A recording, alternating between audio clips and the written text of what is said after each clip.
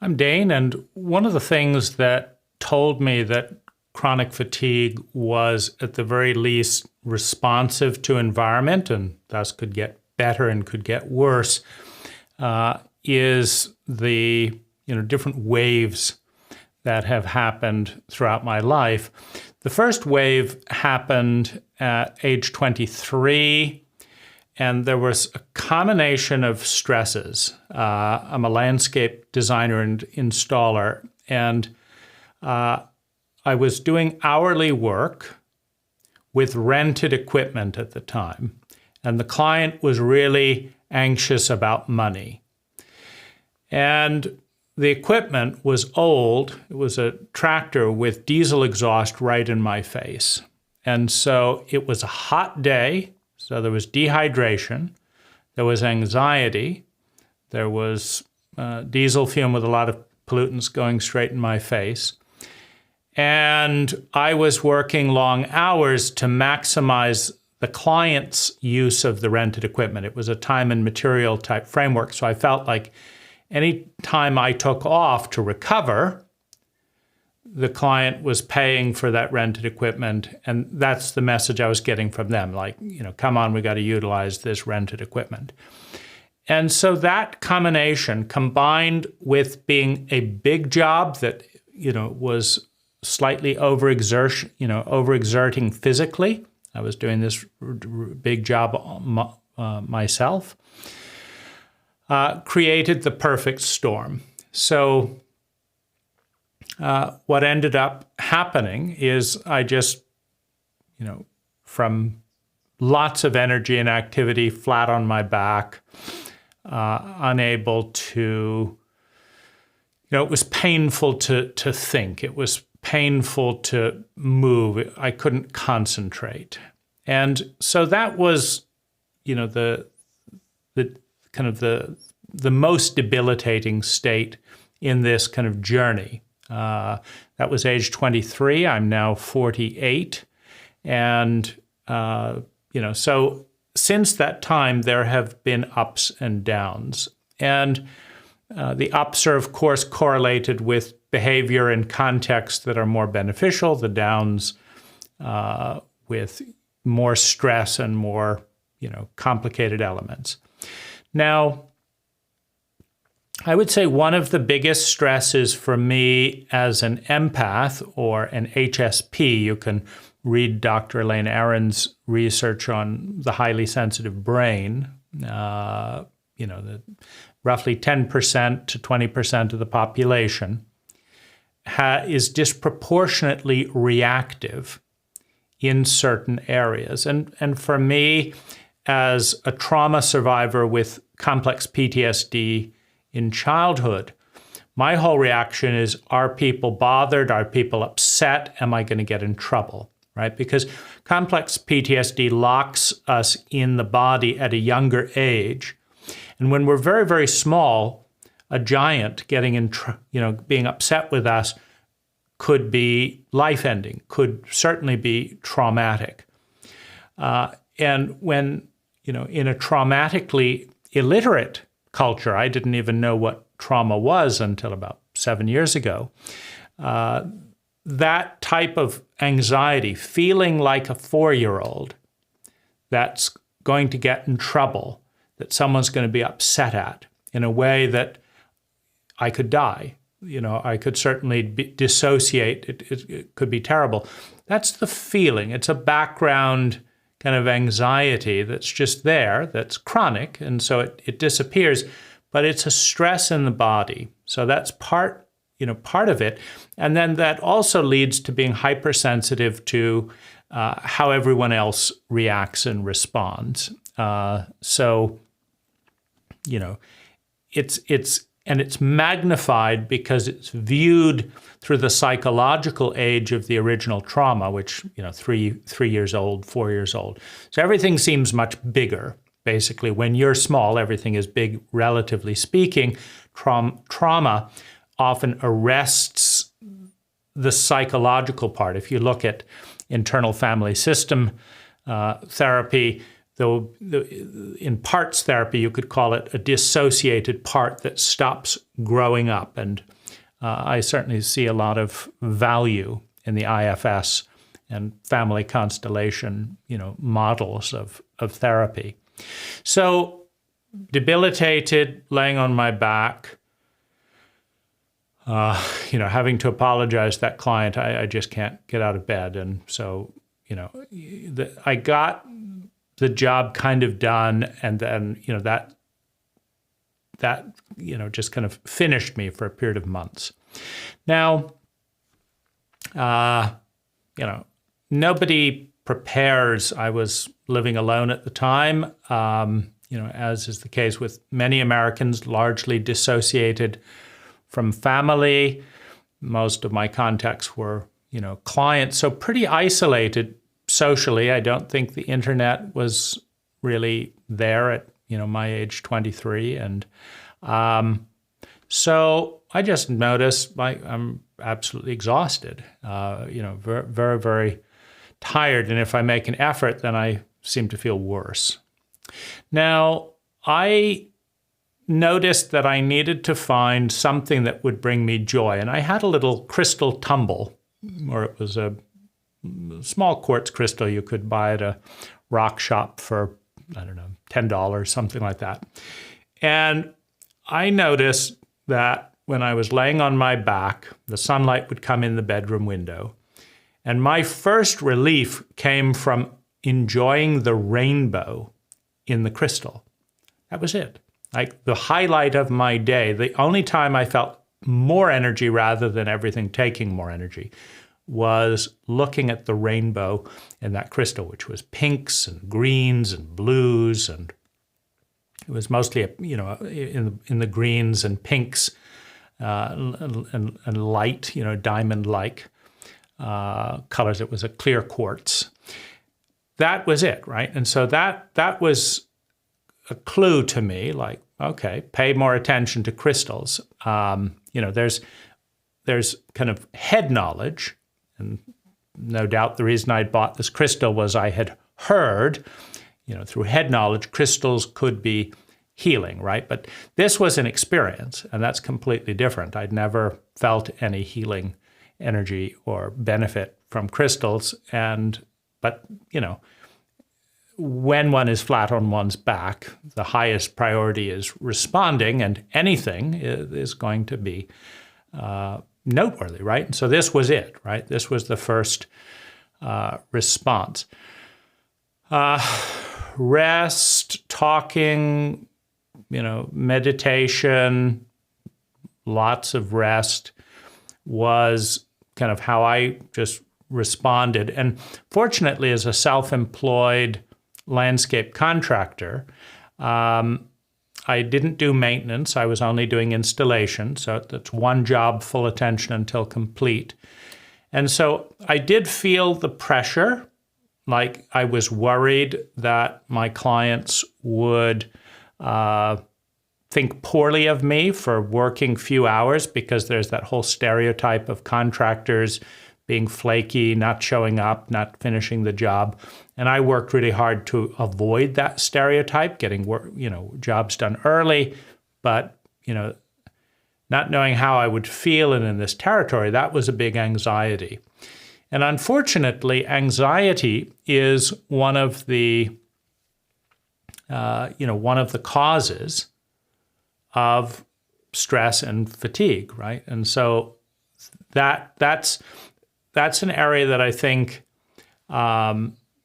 psychologically is really important to understand. And it played a role in my second wave, because I recovered slowly over the next few years. I would say that I recovered to a point where I had only lost 40% of my energy. So in that time I went down to lost 80%, and then I got 40% of it back. So I had 60% of my original energy. Now, I had to be much more careful. And so that was my kind of response to this, was to be much more careful and deliberate. So I hired more employees rather than do the work myself. I hired an office manager to do bookkeeping again, rather than work on that myself. I also started doing work with heavy equipment. Did more work with heavy equipment that wasn't that physically exerting, and I put a catalytic converter on the excavator, that I ended up purchasing, so that the smoke was cleaned up. And so and then I also wore a vapor mask so that the smoke that remained wouldn't, knock me out. And so that was kind of my path. I was already on a vegetarian, organic, mixed whole foods, largely cook myself diet. So I didn't change that at all. And yeah, I just worked with it for about 10 years at that. No, I think it was actually only 4 years. Yeah, 4 or 5 years. After the first year, I had 60% of my energy. I worked up to and it just kept on for about 4 years. Then I moved from Seattle area where I was living, and I had 2 houses there, and I had a lease on the excavator, and I moved down to Mill Valley, California, to accommodate what was then a long-distance relationship, wanting to grow that relationship. Now, there was a combination then of things. There was conflict in the relationship that brought up a lot of anxiety and fear. So that's bringing up that anxiety of disappointing, etc. And I would say that insecure attachment templates dramatically, add to things, right? Because the parental relationship forms a lot of the early structure and habits for relating with the world, and particularly in a romantic relationship. And when that is traumatic with both parents, there's what's called an insecure attachment, which is there's a hesitancy and fear and avoidance, but if you do connect, you have to connect very tightly because it feels very insecure, right? Because it's a fragile connection that could end at any moment based on the biological memories. And again, only learning more about that in recent years. But, what I knew was that, relationships felt very much like a minefield, and my partner raged at times, which made it feel more like a minefield and very overstimulating, as a regressed 3- and 4-year-old trying to navigate this and not upset her. And still, she was a bit of a bully. And so, it was like, how do I maintain my boundaries and not trigger a rage? That whole territory was, nerve-wracking. Being out of my comfort zone and living with someone for the first time. I'd, been relatively isolated. That accommodates the trauma and the sense of comfort, being alone. Living with someone for the first time, again, a stress. And so there was, added stress. And then what happened was one of my houses didn't sell in Seattle and didn't rent. And the other one, the tenant just stopped paying rent and said she didn't have any money. She couldn't cope. And she was a very sensitive person and had a kid. And I couldn't deal with the reality of evicting a single mother who couldn't pay rent. And I also couldn't deal with the reality of mounting debt that required this sense of, I got to do it, right? I had $5,000 of debt payments every month at that point. And then that went up to $8,000 with the 2 houses. And, and that, if I worked at full tilt and was focused, I could pay those, right? I could manage that. But with anxiety in my relationship, with the discomfort of living in someone else's house rather than living alone in my house, and with this dilemma of like, what do you do? Like, I don't want to evict this person. I want to help them, and I can't carry the burden. What do I do, right? And I've also been an over deliverer. Like, that's partly the safety, like I don't want people to be upset with me. And so I do more than I say I will. So it was also a very big stress to watch, the debt going up, because I felt like personally responsible, that I'm going to be punished somehow. Again, looking at the world through the traumatized eyes of a regressed 4-year-old around these things. That's the emotional age. And so very anxious about this. And that anxiety, I didn't want to feel it, so I wanted to kind of shut down. And then at the same time, I was eating worse because my partner liked to go out to eat and at bakeries all the time.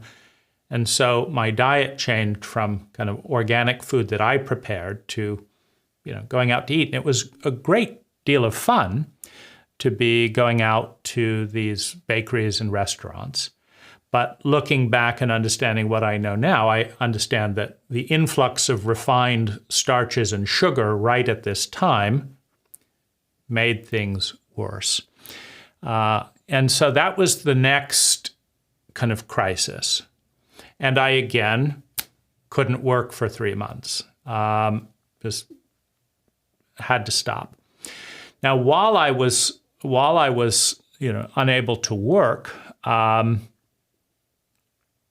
my anxiety about the mounting debt, $8,000, $16,000, $32,000, plus the existing debt, meant that my sense, like, the only way I'm going to recover is I'm going to have to work twice as hard. Otherwise, the late payments and this, and I saw this was a downward spiral because, my energy level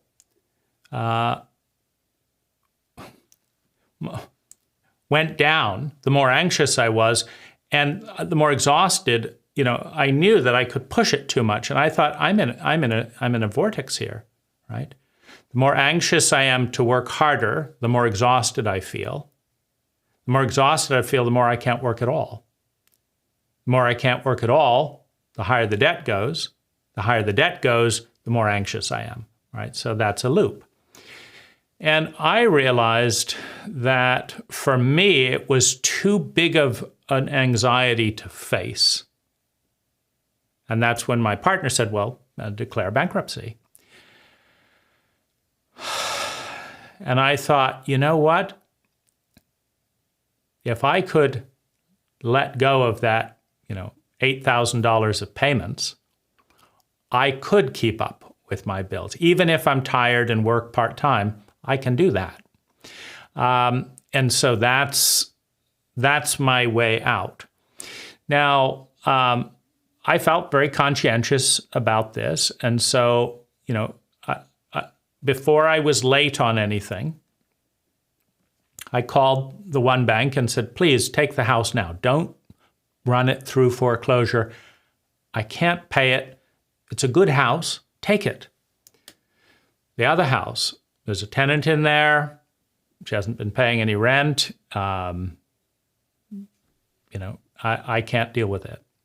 You deal with it. Take the house. The excavator, I called the leasing company and said, I've put, thousands of dollars in improvements on it, so you're getting a better machine back than you sold me, or it was a lease to sell dynamic. And so I said, you're getting, but don't wait till it builds up. Just go get the machine and, take it back. I called my bank. I had some unsecured, loans. I said, I'm really sorry. The bank manager said, that I was going to regret it and blah, blah, blah. But that turned out not to be the case at all. It was a huge relief to have all of the fixed payments just disappear, to take the dilemma of empathy for a single, mom and her child, and be the actual one, serving notice. It just felt so horrific, and yet it felt equally horrific to be, disabled and stressed and getting sicker. So that was just passed on to a bank to deal with, which, was a tremendous relief. So that brought me back then. And then I moved out of the house to my own apartment, acknowledging the fact that my partner could not really share the house as was promised, because I had given up a house that I had just beautifully built and had prepared quarters in that house for her. And I was a terrific host and very thoughtful for her, whatever. But, when I moved down to accommodate her, that was not reciprocated. And so got my own apartment.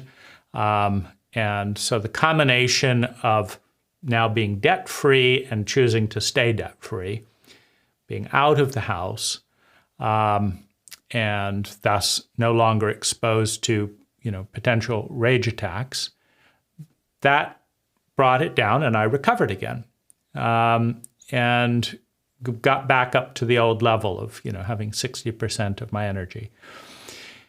And so from that point on, I would say that, it's an up and down period. Exhaustion, depression, anxiety, shortness of breath, difficulty, low energy, irritability, feeling invisible because I don't appear to have chronic fatigue. And it's not a very popular thing to say. I mean, if I tell a client if I'm not all the way there, that's because I have chronic fatigue syndrome.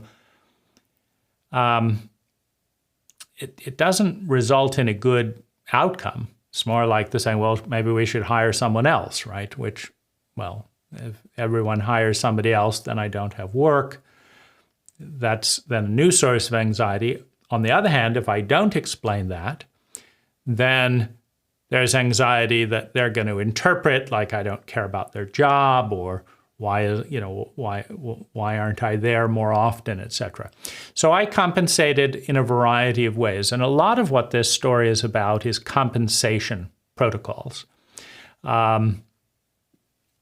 So I started taking time off, like Thailand was a huge, huge boost in well-being in a variety of ways.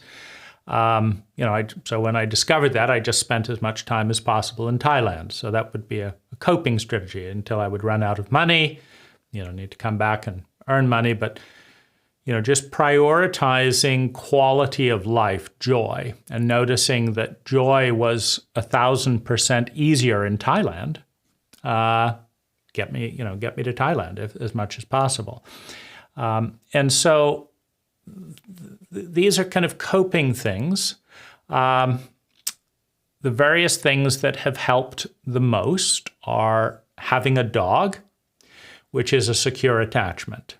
So that kind of balances that out. Microdosing mushrooms, and by microdosing, I'm talking about 150 to 300 milligrams of dried psilocybin mushroom powder. That's been huge in a variety of ways because, for example, my body's whole stress trauma pattern relaxes, and I feel like I have a body without any stress for like 5 or 6 hours. And just knowing that that's available at any time I want to feel stress-free, it's eating a few organic mushrooms, or not, it's really some powder. It's not even a fifth of one mushroom. But, that's that sense of control I think is reduces the anxiety. If I delete sugar, it's a big help. However, I cope with the depression with sugar, right? So when I feel sad and depressed, having an espresso or some sugar gives me something to look forward to, an outing or something like that. And so right now, the depression, kind of sadness and thing feels like the deeper thing to treat. And it's probably very short term, but still, the focus on enjoyment. I'm going to eat what I enjoy. I'm going to look forward to things that I enjoy. I'm going to go places I enjoy. I'm going to spend money the way I enjoy it. That is, I think, a very important part in responding to what at various times has been a suicidal equation that goes something like this. I'm in more pain than well-being. I've tried everything that I know to change that, and it hasn't changed. Because I've tried everything that I know and have done it more than anyone that I know, whether it's buying lots of crystals, doing 150,000 in therapy, doing a variety of workshops, seeing 3 therapists a week, doing energy work, doing other forms of energy work, and yet other forms of energy work, traveling, this diet, that diet, taking 3 months off work, trying this relationship, trying that relationship. Very good romantic relationships have always been a peak experience, but I've never found any one relationship that overall kind of transcends that chronic anxiety, that I'm dealing with a mixture of, it seems like it's healthy and, in a good relationship, I have respect and feel safe, with the other person. There's a strong enough attachment that I can be in it rather than dissociated. All these little things that have to come together are very challenging in the West. It's easier in Asia, and so that's one of the things that I appreciated about Thailand was quality time with high presence, high feminine energy, no busyness, where I can literally spend 6-7 hours a day with someone that I like without, text me next week and we'll catch lunch at a busy, noisy cafe. And so that, that type of thing, very appealing. But there are also cultural challenges and empathetic challenges. I'm a very verbal person. No one in Thailand likes to read as a stereotype, right? I mean, yes, you'll find the odd person is willing to read a few books, but, let's discuss this. Let's read a book on trauma. This just is not in the culture. Let's relax, play, go to the beach. That's in the culture.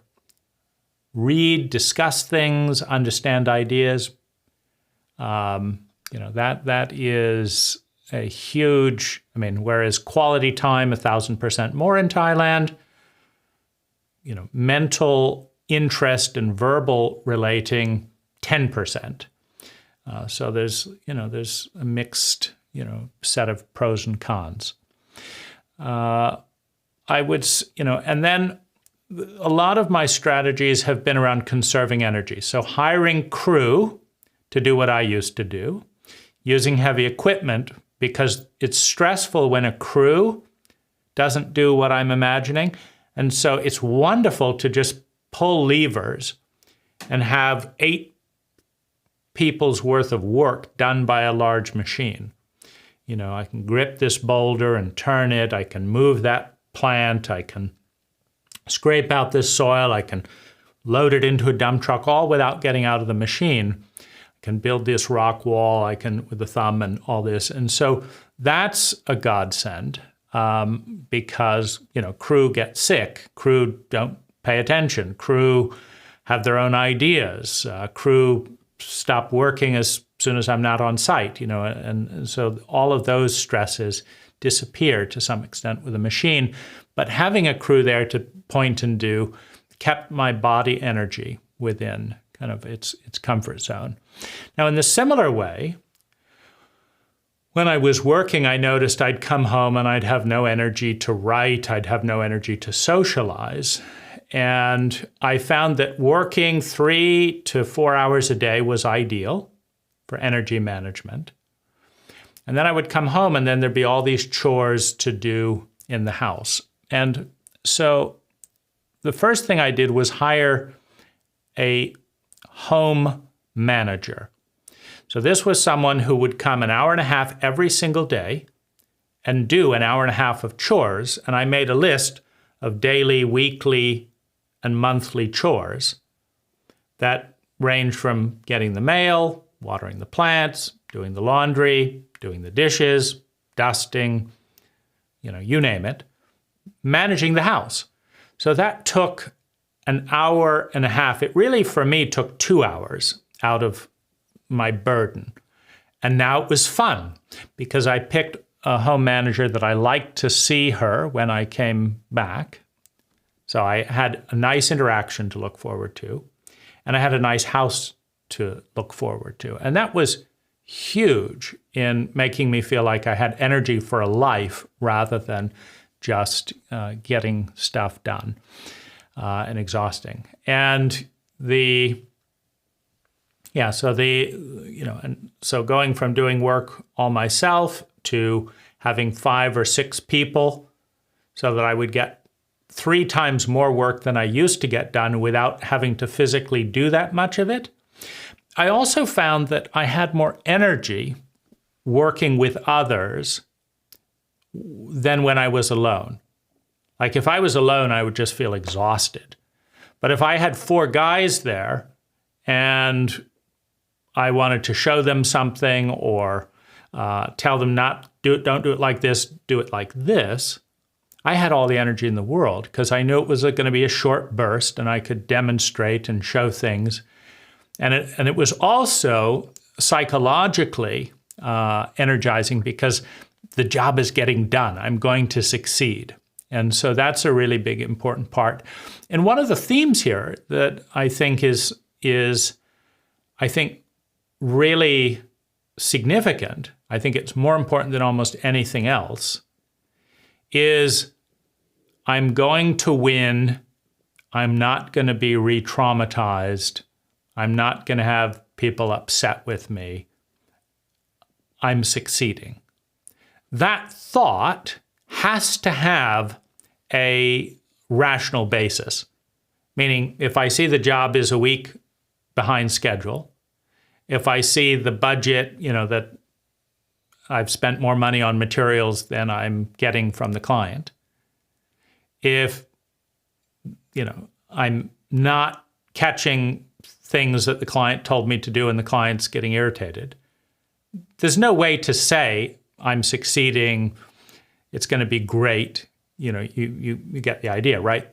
There has to be a foundation of hope, a foundation of confidence based on being able to observe things.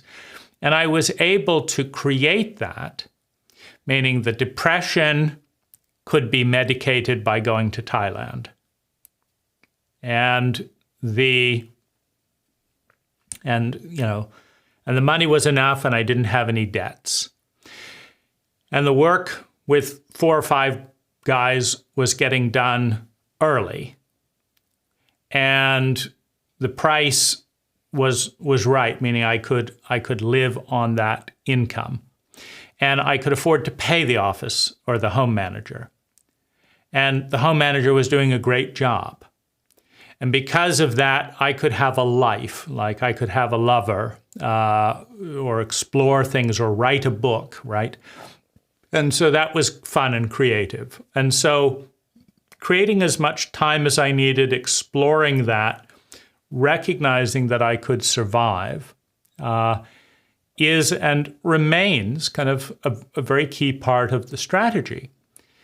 And so my next kind of, as the business grew in that framework, and also I started a nonprofit, Happiness Data and 10xliving.org. Both of those are two distinct nonprofits. It was very important to have a virtual assistant to do the stuff that I hate. I don't want to do accounting. I don't want to fill out government forms. I do not want to have to get permits. I do not, want to go to the DMV. There's so many things that are involved in running a company. There's this form and there's that form and there's this thing, and then you have all these things to purchase. And it's like, oh gosh, there's 3 hours of research to find out what's the best garage door for this client. And then there's 3 hours of research to find out, what's the best paint. And it's such a big field that, it's impossible to keep up, right? Because I'm dealing with, a new remote for this garage door that won't open, painting this section of the house, fixing this area of rot, repairing a water feature, helping to design a swimming pool. It's endless. I mean, that's just 2% of it. And it's new every single year. And so there's an overwhelming amount of research that has to keep bringing me up to speed to be able to provide competent recommendations for that client. Now, a virtual assistant is something I read about in the 4-Hour Workweek. I think a great book for anyone dealing with chronic fatigue. If you could do your job in 4 hours a week, I'm sure you could manage, right? So I didn't like that, by the way, in terms of when I took 3-month vacations, I got disoriented, bored. I want to be productive. So working 3 or 4 hours a day, I liked, right? As long as I could do things that made a difference and delegate kind of numbing chronic tedium to somebody else. So my virtual assistant has been enormously effective in escalating my impact while staying within my window of capacity, meaning I have not recovered from chronic fatigue syndrome. I feel 50% exhausted right now. So I'm pushing into that wall a little bit because I like completing things. And I think this is an important topic and I want to complete it because then I can completely let it go. And then this video goes to my virtual assistant who takes it from there, right? And so just being able to delegate 4 hours of mind-numbing bureaucracy and tedium to a virtual assistant while delegating 1.5 hours to a home manager means that the only thing that I have to do is work. Now, when it's bad, and I had a relapse of a re-traumatization event that happened 7 years ago that was, took me into domains that were out of this world, painful, horrifying, lonely, exhausting, traumatized, shocked, no idea what to do, how I was going to cope, etc. So that brought all this up, like I could barely function, right? And so, I got myself to the Philippines. I trained a massage therapist who had healing energy, which I noticed. She hadn't taken any courses, so she wasn't aware of it. But as soon as she'd touch my body, 50% of my pain disappeared.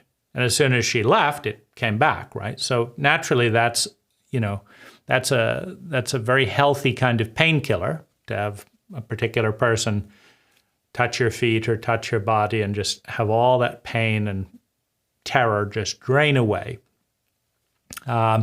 which creates anxiety. When you can't function, that's where the anxiety comes in, because I don't have a fallback person in my life where if everything blows up, one of the video hosts mentioned she moved back with her father, right? And I don't have that as a kind of safety mechanism. So I'm always aware in the back of my mind that I'm just 1, 2, 3 little accidents away from being homeless in the way that the United States treats people who have a series of traumatic events that can't function, right? Your landlord doesn't have a number to call or place to go to sort these things out. They just start the eviction process, and we have another homeless person. And so, that's a mild anxiety when I feel like I'm getting in close to that direction, like I can't function. And this amount of fixed expenses are coming in. What am I going to do? Nobody's taught me. I don't know. And that's a real grief, a real helplessness, and that produces exhaustion, because the mind wants an answer, the body wants an answer, and there's no rest. There's like, I don't know. The only thing I know is that nobody around me has any answers for this, right? Just makes people uncomfortable to say. In fact, I went to a few neighbors at one point and said, I'm really overwhelmed and traumatized. I'm not sure how to cope with this. Could you help? And they just got uncomfortable, right? So that's what we do when I say we're in a traumatically illiterate culture. This is a disaster, right? You know it, I know it. Every person that ends up, bankrupt, unable to function because nobody knew what they were doing is a disaster for the national economy, right? Because it's not just you, it's not just me. This is happening millions and millions and millions of times as different people go through major trauma without competent support, and then lose their house, lose this, etc. When if there was just one person in their life at that time that said, here's what you need to do, and we'll do it together, there is no bankruptcy, there is no collapse, there is no unemployed, employees, etc. And it's wonderful for the economy. It just takes one person for maybe 6 months who knows what they're doing and shows up and wants to be supportive. But we don't generally produce those people. Like, I've never met them. And so this is the best our culture has, to date, which is people like you and I volunteering our time to make public knowledge available. So that's got me to the present time. And, I've made a focus of donating money to my nonprofits, and then putting some of that in investment accounts so that if I ever need a salary, I can do that. But for now, I volunteer my time. That's a bit of a safety net. Putting money in a solo 401k and an IRA. A solo 401k for a small business owner, allows me to go from $6,000 a year tax-free to $36,000. It's a huge thing, and I didn't even know that they existed until recently. It's very anxiety producing for me if I know that if I make a lot of money to try and save for the future, I'll just get a huge tax bill that will take most of it. And so these things like a solo 401k, or having 2 micro nonprofits where I can donate $100,000 a year, 50 to each one, tax-free with little or no paperwork, and invest that in the mission of the nonprofits, right?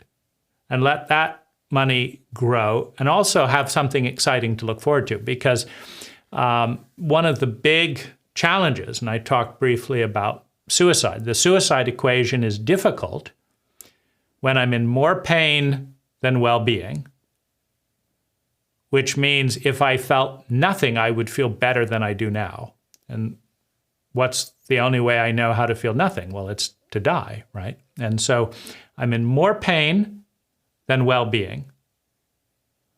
I've done everything I know, more than anyone that I know, to respond to it. and I'm still in more pain than well-being. And it's gone on long enough that there's no grounded basis to say, I'm sure this is going to get better next year. It is very likely that this will continue in some form for the rest of my life. And it's too fucking painful. I don't want to be in this amount of pain for the rest of my life. I don't want to work this hard just to feel this bad. It sucks. It's not a fun game to play, but these are the rules. And I don't see any of the healers, any of the therapists, any of the this doing anything other than collecting large paychecks. No one's getting to the root of this. Now, I had a big breakthrough when I discovered, thanks to a stranger in a cafe, the book, The Body Keeps the Score, and first learned what trauma and PTSD was, because that helped me understand why none of my talk therapy that I'd paid, hundreds of thousands of dollars for was working. And that would actually lead to more despair, because the therapist will take your money and say, see you next week. And I'm thinking, how long is this going to go on? It's not helping. I walk out of here feeling worse as often as I walk out feeling better. The only common denominator is I have a bigger bill. And you listen and nod your head, and I live through this. And you listen and nod your head, and I live through this. And I think it's unconscionable how traumatically illiterate many therapists are. I didn't learn from any of the 20 healers or therapists I worked with what trauma or PTSD was, or that I had it, or why I had it, or what to do about it. I learned that from a stranger in a cafe who I wrote a book called Amazing Questions. It's one of my hobbies to write one useful book a year and see what it does in the world. And, this book, one of my questions in the book is, what's the most exciting, meaningful, juicy thing in your life at this time? So a stranger sits down at, the health food store, table, the little cafe there. I ask this question, and he starts talking about a workshop with Peter Levine and trauma and what PTSD is. And I'm like, my goodness, I'm actually learning something from a stranger in a cafe that nobody has ever taught me in therapy or in school or by a friend. No one has mentioned this. And I thought PTSD was for military veterans, which I thought, well, I haven't been to a war. This isn't about me. So anyway, that was just huge. So just to know what the problem is, and to know that none of that work that I did before addresses that problem. It's like, having a cracked window in a house and hiring 20 painters to paint the house, trying to fix the cracked window, and then suddenly, and feeling worse and worse because no matter how many times they paint the house, the window crack doesn't repair.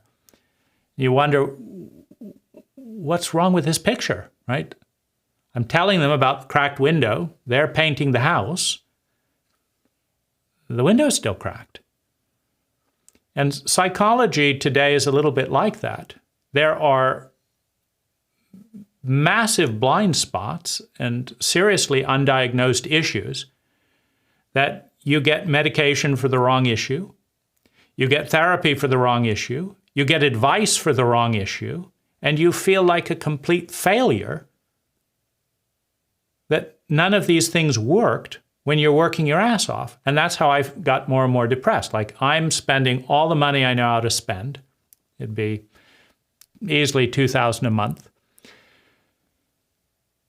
Doing all this work, and I just feel like a loser because my practitioners are too incompetent to A, diagnose the real issue, and B, hold themselves accountable for results other than listening. They're holding themselves accountable for being good listeners, theoretically, but not for helping me feel any better.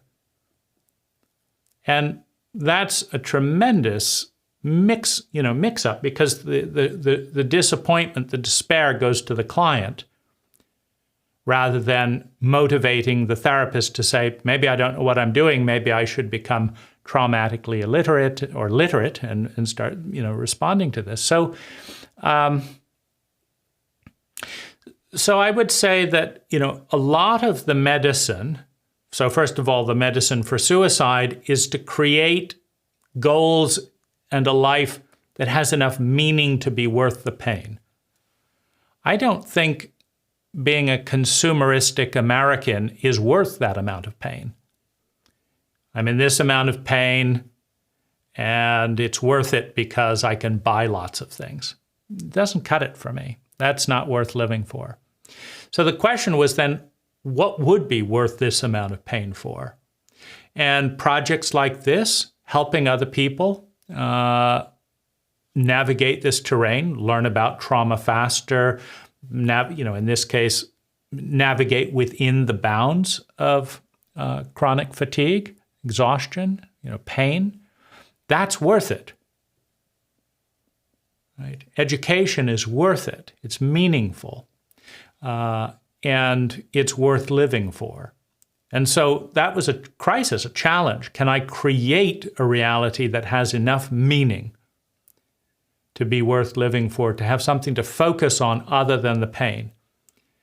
And the nonprofits have been, that domain for me. So that's the resolution of the suicide. I've done other things earlier, because the suicidal wave comes maybe every 3 to 8 years, where it's that same thing. I feel terrible. I don't know what to do about it, and I don't want to go on like this. And so it's had different waves. The first wave, I did everything on my bucket list. That bought me a desire to live for 2 years. Doing everything on my bucket list was a lot of fun.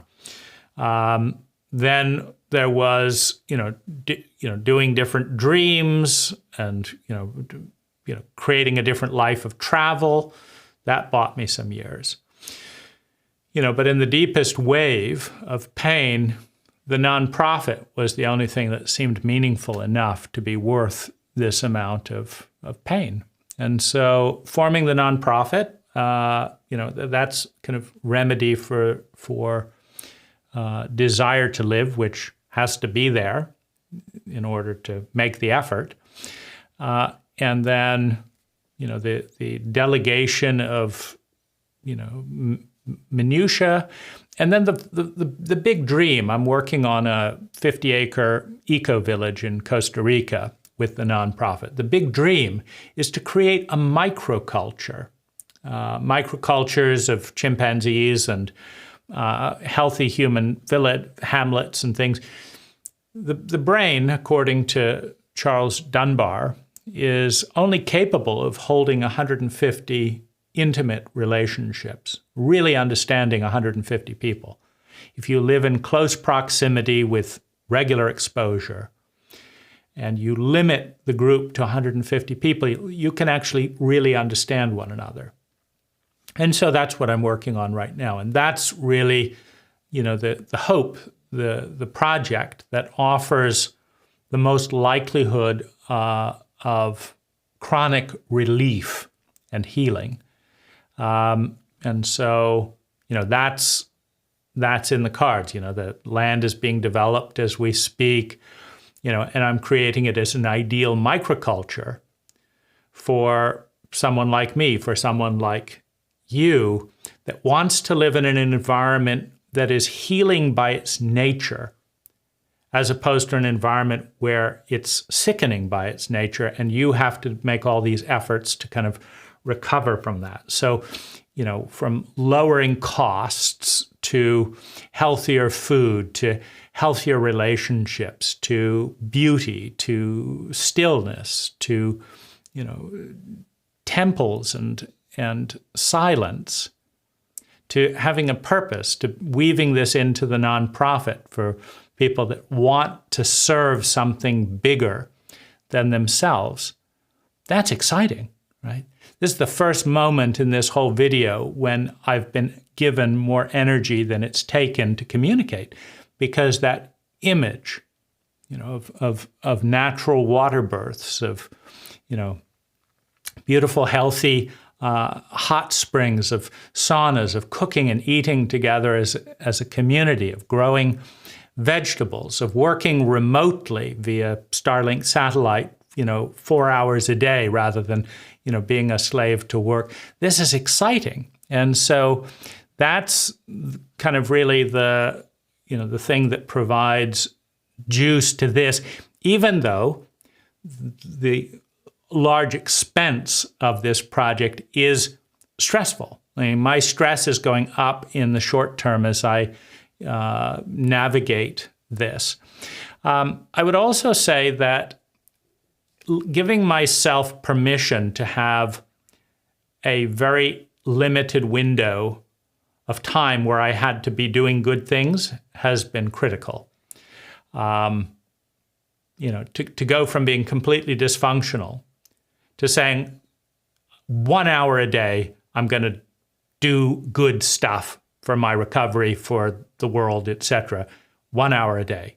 And in this hour, I'm going to do this, this, and this. And that's it. I've done my hour for the day. And so 1 hour a day for a month or two, right? I've now made life more interesting. I've built up a tolerance. I'm now going to spend 2 hours a day doing important work, doing things I believe in, and getting stuff done. And then I feel good afterwards, right? 2 hours a day, again, months, right? And then I'm going to go to 3 hours a day. All I have to do, I can lounge around, I can lay in bed, I can watch TV, but for 3 hours a day, I'm going to get this done, this done, this done, and this done. That's important to my recovery, to managing my life. And so, that protocol, and being very fortunate enough, having my own business since the age of 17, I'm way easier in some way, meaning I can't file for disability, at least to my knowledge. And, I don't get to collect a sick check or anything like that, but I do get to, navigate and negotiate with, with clients that this will be done by this time, and don't worry about time I'm not on the job. It will be done by this time, right? And that you can count on. I have various personal things that I'm going to be doing that I'm not going to be on the job, but by this deadline, your work will be complete. And then beating that, being ahead of that, not pushing myself in a corner, giving myself enough time, and then beating that, being early, then I feel good. The client, doesn't have a basis to complain if I'm ahead of schedule, which is really important in, with my kind of psychological history. So these are, and then writing better contracts. Every relationship has agreements and defaults. Usually they're not spelled out. Fortunately, in business, they are spelled out. And so I will write out, I have evolved a contract that covers every possible tension in a client, company relationship, and addresses it up front. Can you agree to this? If you can, you'll be very happy. If you can't, we can't work for you. And so that's then no anxiety. What's going to happen if the client thinks this? That's incredibly liberating. So I hope a couple of these things are inspirational to you. If you're excited about Medicina, you can check out www.medicinacr for Costa Rica.org. That's the kind of community project, that I'm really excited about. That's my reason for living. Then, that idea, and what makes that exciting is not that it's going to be the be-all and end-all for everyone. Of course not. It's limited to 100 people maximum. But the idea is that could be a seed that by showing that model, how it works, what does and what doesn't work, that other people can copy and create healing microcultures of their own that make this disease a thing of the past.